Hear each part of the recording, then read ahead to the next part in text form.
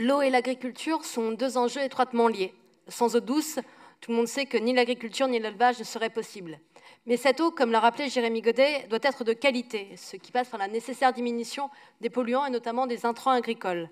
Mais cela ne saurait suffire. Une eau douce de qualité doit aussi être disponible en quantité suffisante pour répondre aux besoins de chacun et de notre écosystème. C'est là que l'équation se complexifie, surtout avec les conséquences du dérèglement climatique, les sécheresses à répétition et autres catastrophes qui impactent notre environnement, nos activités et nos vies, sans parler du fait que l'eau douce liquide est assez rare puisqu'elle représente moins de 1% de la totalité de l'eau sur Terre. Pour relever ce défi et assurer un partage équitable et responsable de cette ressource, il nous faut repenser la préservation, la gestion et les usages de l'eau. Le secteur agricole est l'un des principaux concernés par cette nécessité. En effet, il est la première activité consommatrice d'eau en France, avec environ 57% des consommations totales. Afin de soutenir au mieux l'agriculture et l'élevage de notre territoire, dans ce contexte compliqué, le Conseil régional peut et doit agir sur au moins 3 axes.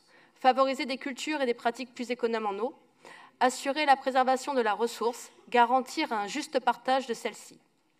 La présente stratégie agricole évoque quelques actions pour favoriser des pratiques plus sobres en eau, à travers notamment la politique régionale des contrats d'appui au projet par filière. Allons jusqu'au bout de la démarche, cessons de subventionner des impasses, comme la culture du maïs en sillage à destination de l'export, une aberration qui revient à gaspiller notre eau alors que nous commençons à en manquer. Par ailleurs, l'agriculture peut aussi agir directement sur la préservation de la ressource, comme le démontrent les pratiques agroécologiques. À l'heure où les précipitations vont se concentrer sur de plus petites périodes, nous devons améliorer la qualité globale d'absorption et de conservation de l'eau dans les sols. C'est ce à quoi contribue la diversification des cultures, la restauration des zones humides, ainsi que les plantations de haies et l'agroforesterie, qui sont soutenues par le Conseil régional et détaillées dans l'action 6 du présent rapport. Encore faut-il que ces plantations soient pérennes. Aujourd'hui, nous plantons malheureusement moins de haies qu'il s'en arrache. Pour éviter cela et reconnaître le travail d'intérêt général effectué, l'expérimentation du paiement pour services environnementaux nous semble être une bonne solution. Enfin, le groupe Écologie et Solidarité tient à affirmer publiquement son soutien à la remise à plat des quotas historiques et plaide pour une organisation démocratique du partage de la ressource. L'eau doit être prioritairement réservée aux cultures qui ne peuvent s'en passer, notamment le maraîchage, ce qui n'est pas le cas aujourd'hui. Certaines cultures devront aussi être abandonnées ou remplacées par d'autres, car trop gourmandes en eau.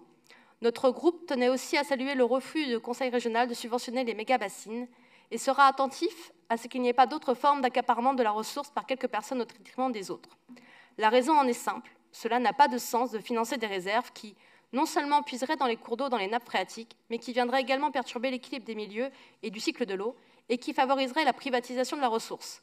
Or, l'eau est un bien commun que nul ne peut s'approprier.